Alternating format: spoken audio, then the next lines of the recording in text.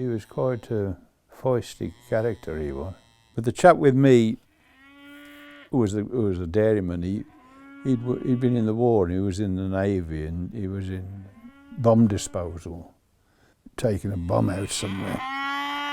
And it blew up on them, and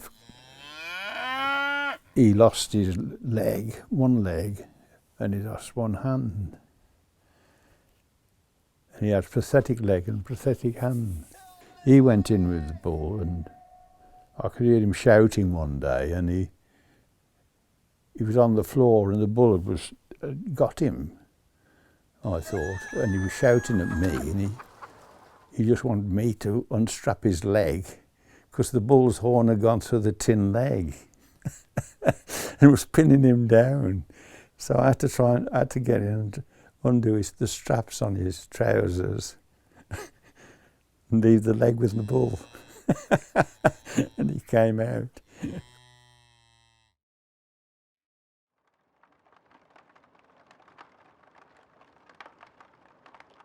Telling stories, yes. I mean, you think these things up.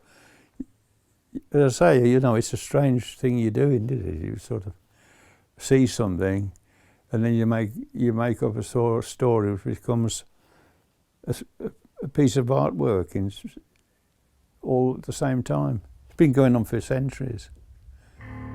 I've always played around with the imagination, really, taking a very ordinary subject and using your imagination on it. But I've had that for years and years, and I can't really explain the actual process of that, because it has to come as a spark from somewhere.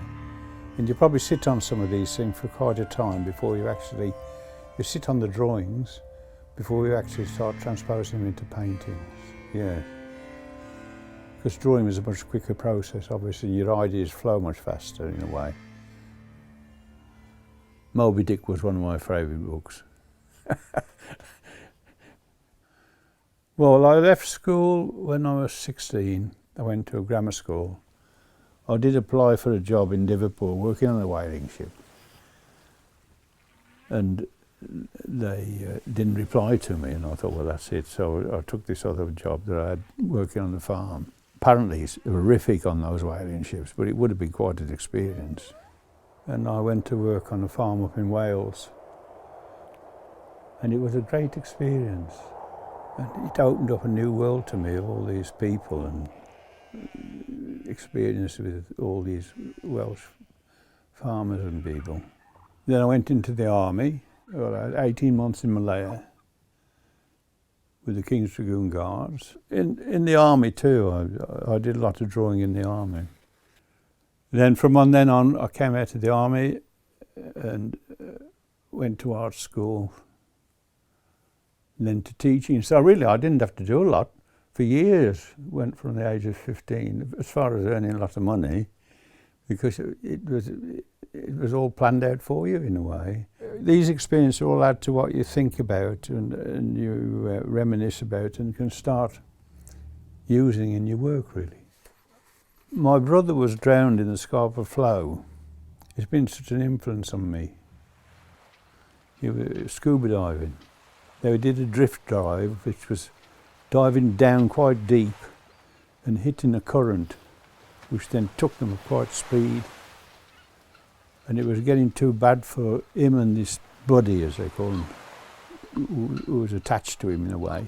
So he cut the rope and he just shot off, and he was never seen again. So I went up there and I spent, I think, about a week on the fishing boat. They took me out with them in case we could come across Mick's body. And we couldn't see him, we didn't see him after 10 days. But I did have this experience of being on a fishing boat and seeing all these other boats out in the sea, and I thought, they're going to decimate the fish stock in this country if they don't do something about it. Because it isn't fishing, it's hoovering up, really. And they take everything. And that's how all those fishing things began, really. I was looking at some Hieronymus Bosch at this point, I remember, and he did a circle of people, in the Garden of Delights. And I was intrigued with this circle. But instead of people, I used all these animals. That's what inspired me. I've always been keen on Bosch. I mean, he's a person, really, you don't know what the Dickens he means with lots of the stuff. People write all these books and try to work into his brain, but I think they just came to him, really. Same as Royal did, you know. They both used imagery that they see and mix them up. I mean, like some of their birds, chaffinches and things like that, more human size in some of these things. I think brilliant, the way they've used it.